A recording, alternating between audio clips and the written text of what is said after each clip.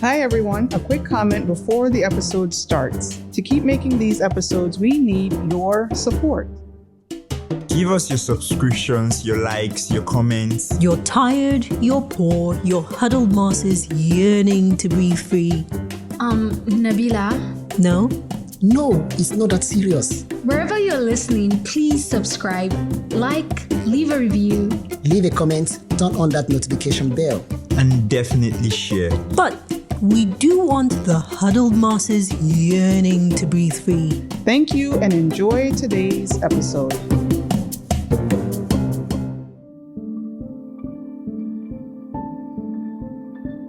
It was sometime in late May of this year 2021, somewhere in Sambisa Forest. A group of armed men were sent there to look for one man. They went looking for Abubakar Shekau, the leader of Nigeria's homegrown terrorist organization, commonly known as Boko Haram. It was probably evening when the armed men arrived, and it's pitch black except for the car headlights. But these men know their way around. They know who they're looking for, and he knows them. The armed men approach Shekau's house. They know he's in the house, but he won't be there for long. Shots are fired. The armed men retreat and return fire. After some time, they manage to ambush the house, but by then Shekau is gone along with some of his followers. Based on what we know, the armed men who made their way to Shekau's house that evening were not part of Nigeria's security forces. The men chasing Shekau are believed to be part of the Islamic State of West Africa province, ISWAP, a group that used to be part of Boko Haram until they broke away in 2015. The seeds of division were planted within the group over 2 decades ago, and some analysts say that what happened that night in Sambisa was bound to happen. That night in the forest, Shekau decided to run. ISWAP decided to chase after him.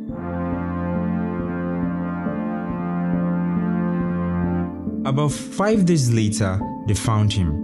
And right then and there, Shekau had to make a choice: surrender or die.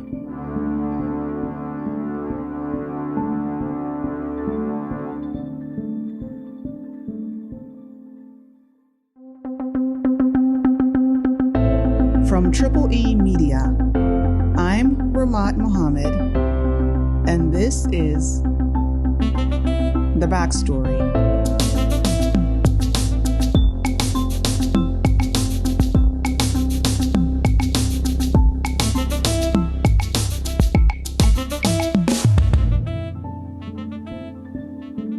The Islamic State of West Africa province is on a mission. Their mission started to take shape back in the early 2000s before they became known as Boko Haram and then ISWAP.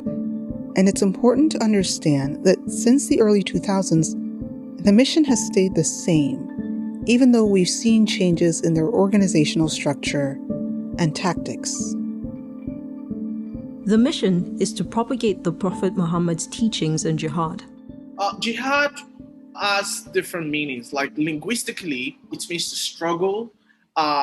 Theologically, jihad has been conceived on multiple layers. That's ABDULBASIT Kassim, a PhD candidate at Rice University in the Department of Religion and a visiting doctoral fellow at Institute of Islamic Thought in Africa at Northwestern University. When people think about jihad, they think about making the word of God supreme. Making the word of God supreme, some people think about it in terms of like personal, at an individual level. Oh, I'm making the word of God supreme in my individual life by taming my desires, by obeying the halal and the haram, by focusing on doing what is good and forbidding what is evil on my own at an individual level. So the word jihad is sometimes used to describe a personal struggle. For example, a woman whose husband has revealed that he will marry a second wife may experience internal turmoil, and she may describe the struggle as jihad. Other people think about making the word of God supreme, which is the goal of jihad, as at a societal level. that it's not just enough for you to, as an individual, to make the word of God supreme in your own life and you should consider as success. You still have to go out there and make sure that the society you're living in is sanitized, is purified against infraction that might hinder you as an individual in making the word of God supreme in your own individual life. And then there is jihad defined as an armed struggle. And the armed struggle can either be defensive or offensive. So jihad itself is defensive jihad when a Muslim state defends itself from an aggressive or invading enemy or invading army, while jihad al-talab is offensive jihad. That is when a Muslim state actually goes after other smaller communities or smaller states, like conquest, for the purpose of establishing Islam in those states. Historically, these are the ways that scholars have actually conceived jihad. This concept of jihad as an armed struggle developed at a time when the world was defined around religious citizenship. Religious citizenship does not define the world anymore, but by the time that some of this terminology, religious citizenship actually defined the world. And citizenship based on religion is at the very heart of the mission that motivated Boko Haram in its formative days, and it's at the heart of the mission that motivates ISWAP today. Now, since the 1600s, the world has been moving away from religious citizenship, which is based on the rules of God, to secular citizenship based on the rules of scientific rationality. The secular citizenship movement was introduced to Nigeria through colonialism and then eventually in the form of democracy. And what we saw in northern Nigeria starting in the early 1980s was mass disenchantment with secularism and an opening up to alternative ideologies that emphasized the word of God as supreme. But from 1966 to 1978, this was where we actually witnessed this transnational influence on the religious life of northern Nigeria. And this transnational influence will go a long way in shaping how people also interpreted jihad during this time. During this time, we saw more of internal schisms, especially among the Sufi brotherhoods, the major Sufi brotherhoods in northern Nigeria at this time, the Qadariya and the Tijaniya. We also saw the rise of Abba Gumi, the reformist Islamism of Abba Gumi.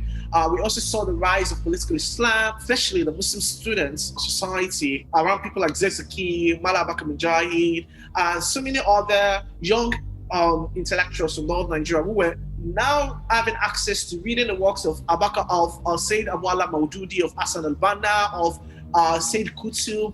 This literature were filtering. They were coming in from Egypt, Pakistan, into northern Nigeria. Iran also were sending in their literature as well into northern Nigeria. And this transnational ideologies actually also influence the way people think about jihad in northern Nigeria. So jihad in this particular time, it started taking the form of political Islamism in the disenchantment against secularism, against the secular state, and the agitation for the implementation of Sharia, for more Muslim rights, like Muslim rights in politics. Remember that at this time, the local and the global economy is not doing well. The world had entered a recession in the early 1980s. By the mid-1980s, parts were starting to recover, but Africa will continue to feel the negative economic impact for the next 20 years. And Nigeria was no exception. With a poor economic outlook, Nigeria's political development took on a turbulent nature as well. The country's transition to democracy was cut short in the 1980s through 2 military coups. The military argued that the coups were necessary to respond to rising levels of corruption and overall government mismanagement and incompetence. Another important development at this time was countries like Iran, Afghanistan, and other parts of the Middle East started to achieve global status as Islamic states. These governments set a precedent for Muslims in African countries and influenced the Islamic ideologies of many young people. So, the increased economic, political, and religious tensions in the 80s and 90s gave way to a complete rejection of the secular movement in northern Nigeria in the early 2000s. We had so many things. We had crisis of modernism, we had social change, and also competition as well, especially among the major major religion. We had so many Sharia debates during this time as well. And the general orientation around jihad this time was agitation for more Islamization of the society and departure from what many people assume to be secular ethos in northern Nigeria. Now, in this environment of jihad in the early 2000s, many young men, young religious scholars joined in the struggle to establish a new social and political system in northern Nigeria, a system that will replace secularism. 3 young men in particular would go on to set off a series of events that would eventually lead to the manhunt of May 2021 in Sambisa Forest. ويحبه الله سبحانه وتعالى abubuwan da zuciya ba su son shi. By the early 2000s, Muhammad Yusuf, Abubakar Shekau, and Mamman Noor were men in their early to late 30s. During their teenage years and into their 20s, they would have heard about some of the worst episodes of Muslim-Christian violence in Nigeria's history. They would have also been exposed to the ongoing debates about the role of secularism and democracy in northern Nigeria. And by the early 2000s, they started to preach their own understanding and interpretation of the Prophet Muhammad's teachings. Kudu shine al-ukhuwatu fillah, yan uwantaka don Allah, kaunan mutum don Allah, kaunan mutum don Allah. Wannan Allah yana so, amma zukatan mutane baya so. Among these 3 men, Muhammad Yusuf was perhaps the most eloquent and charismatic one. In the early 2000s, he was also more moderate in his thinking because he was trying to appeal to the mainstream. Shekau and Noor were hardliners from the start. They wanted a separate religious community and they were committed to violent jihad as a means to get it. Yusuf, on the other hand, saw a path that didn't involve violence. He thought he could work with the established clerics and political class to get the same end. Now, we know that politicians have no loyalties, except to power. As long as you're useful to a politician, you're his best friend. But once you become useless or you become a liability, he will dump you like a ton of bricks. And Yusuf probably did not fully appreciate the bipolar nature of politicians before he got in bed with them. In the early 2000s, Yusuf became a very useful tool to Ali Modu Sharif, a businessman and political godfather who had been a major figure in the Borno state politics. In 2003, Sharif was running for governor of Borno State. Now, in that election year, Sharia was a major issue in the northern states. Remember that the North had rejected secularism and returning to Sharia law was a critical campaign point. When Ahmed Sani Yerima launched the Sharia project in Zamfara, other states in northern Nigeria also took the program as well. They activated the program. That implementation of Sharia was also interpreted as jihad as well. Generally, the orientation of people around that time was more Islamization of the society, because the belief there was the more Islamization, the more transparency, accountability the political rulers will have to discharge their responsibilities and their duties to the masses. So that meant that any candidate who demonstrated a strong commitment to implementing Sharia would have had an advantage at the polls. In Borno State, this meant that Sharif needed Yusuf. He needed Yusuf to convince the masses that his opponent was weak on Sharia. In exchange for delivering him votes, Sharif likely made a deal with Yusuf that he would speed up the implementation of Sharia in Borno and even make Yusuf's group part of his government. Yusuf took the deal.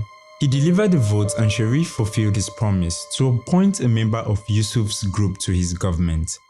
But the other part of the deal, the implementation of Sharia in Borno, didn't happen. But all of those ideals, all of those vision actually turned out to be utopia, because the political rulers were not sincere, I would say. I mean, I don't want to judge, but it appears that they only used the Sharia campaign as a means of activating their own political ambitions and agendas. And sooner, people start realizing that some of the vision and view, some of the utopia they had around the success of the Sharia project in Nigeria was not to be. And the relationship between Yusuf and Sharif started to break down. In 2007, Sharif was up for re-election, but as an incumbent, he didn't really need Yusuf's support to win. At the same time that Yusuf's relationship with the political class was falling apart, his relationships with other clerics were also deteriorating. By 2007, Yusuf felt betrayed and he was no longer a moderate jihadi thinker. His way of thinking was now more aligned with Shekau and Nur's. Muhammad used to start preaching that, you know what, this Sharia project has failed. And it's failed because the Sharia cannot be implemented in a democratic and secular society. Sharia cannot work in unison or simultaneously or concurrently with democracy. One has to give way for another. And according to Muhammad Yusuf then, the only alternative would be to fight against the system, because the secular system or the secular political order cannot allow the proper functioning of Islamic political ideals. According to Muhammad Yusuf, this was his own way of thinking. So that was when they reached the value that it can only be through active warfare, actively fighting against the state and its security apparatus, and defeating the state, and thereafter setting up like a Darul Islam, like an enclave or an abode of Islam, where Islamic law will now be fully established without any impediment from secular or canon laws. Starting in 2007, the group's use of force and violent tactics increased, which put them on a collision course with government security forces.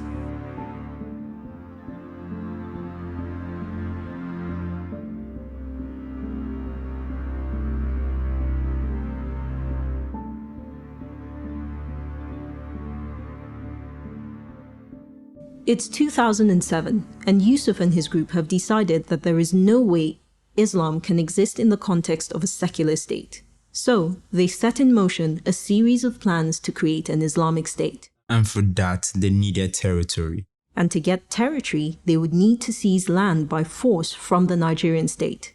And to do that, they will need manpower and weapons. So, between 2007 and 2009, Boko Haram escalated their attacks on prisons to release their members and get new recruits. They attacked armories to obtain weapons. They traveled out of Maiduguri to get paramilitary training and training in bomb building. All of this was to plan for an uprising which they launched across multiple cities starting July 26, 2009. And of course, the Nigerian security forces responded. On July 29th, they raided Yusuf's compound in Maiduguri, but he was not there. The next day, they found him hiding inside a goat pen at his father-in-law's house. The police arrested him, interrogated him, and then they shot him dead. The official account is that Yusuf was shot while he was trying to escape. Another scenario is that someone up the chain of command decided that the best way to end the Boko Haram crisis was to kill Yusuf. But killing Yusuf obviously did not end Boko Haram. Killing Yusuf unleashed Abubakar Shekau, second in command, and Mama Nur, third in command, who would go on to make very important decisions that shaped the next 10 years for the group. The decision that Mama Nur took set off a chain of events that would start to unravel in 2009 and come to a dramatic end with a manhunt through Sambisa Forest in 2021. After Yusuf's death, Nur left Nigeria, leaving Shekau behind as the head of Boko Haram. With no one left to take Shekau's ambitions, he had full control to take the group in the direction he wanted. Well, Shekau had his difference of opinion with Muhammad Yusuf, particularly on the issue of takfir. How do you anathematize or excommunicate other Muslims from the fold of Islam? So some of the mainstream scholars, like Sheikh Jafar or Sheikh Idris Abdulaziz in Bauchi, some of the major scholars that debated Muhammad Yusuf, Shekau considered these scholars as infidels. He considered them as infidels because he actually viewed that these scholars, the evidence has been provided for them to understand our position. I'm speaking in Shekau's lens right now. So Shekau actually believes that these scholars, the evidence have been presented to them. So they cannot claim what is in Arabic as uzur bi jahal. They cannot claim uzur bi jahal. They cannot claim to be ignorant of the Islamic evidence. So therefore, Shekau actually considered them to be infidel. But Muhammad Yusuf did not go that extreme. Muhammad Yusuf see his interlocutors who were debating him at that time. He see them as, you know what, they don't agree with our points, they don't agree with our methodology, our religious positions and theological positions, but they are not infidels. We cannot deny their Muslimness. They are still Muslims and they cannot be harmed.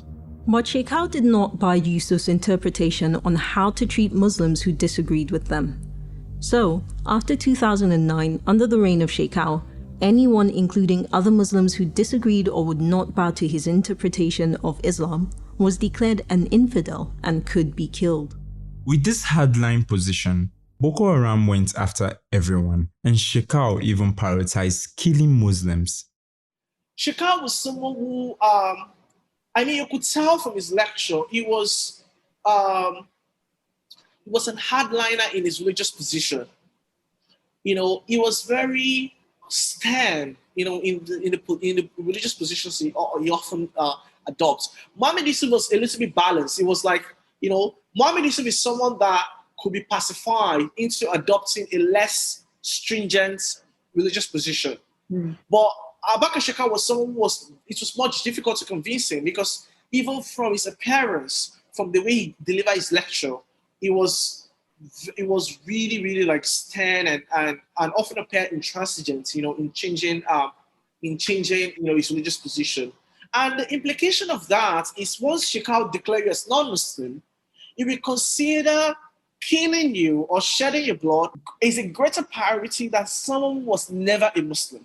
So with this interpretation, Shekau went on a rampage, even killing Boko Haram leaders. He was killing Boko Haram leaders who did not agree with him, and this led to like a self-destruction. And that self-destruction consumed not just him, it consumed Muhammad Nur as well, who was also like the third in hierarchy before the 2009 conflict.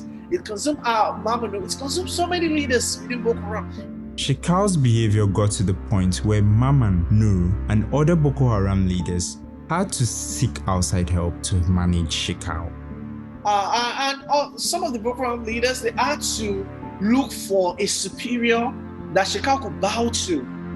For instance, in 2012, Ansari members, they had to write messages to Al-Qaeda and Islamic Maghreb to intervene in their conflict with Shekau.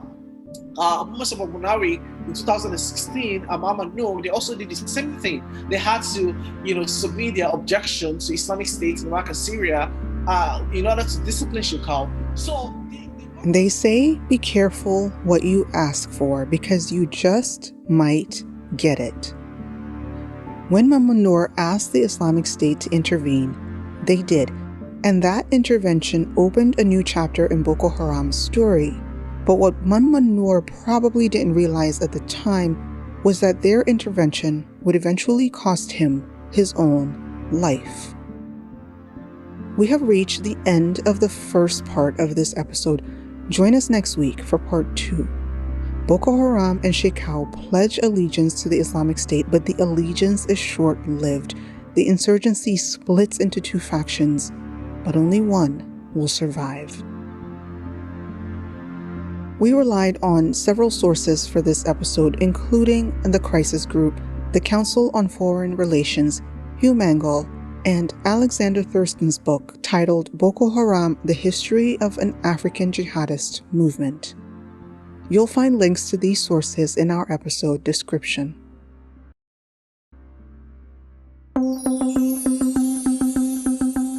The Backstory is brought to you by EE Media Productions. Production copyright 2021 EE Media Productions.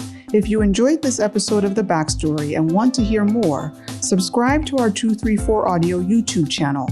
Episodes of this podcast and our other podcasts can also be found on our website, 234audio.com, as well as Apple Podcasts, Google Podcasts, TuneIn Radio, Spotify, and wherever you get your podcasts. This episode of The Backstory was produced by NABILAH Usman, John Iwodi, Anthonieta Kalunta, Dominic Tabakaji, and Sam Tabakaji. Executive Producer Rahmat Muhammad. Special thanks to ABDULBASIT Kassim, Murtala Abdullahi, Rabia, Hadejia, and Mala Iwa Gbado Ikaleku. If you are interested in sponsoring this program, reach out to us at 0818-230-1234 or email us at info@234audio.com. I'm Rahmat Muhammad. See you next week.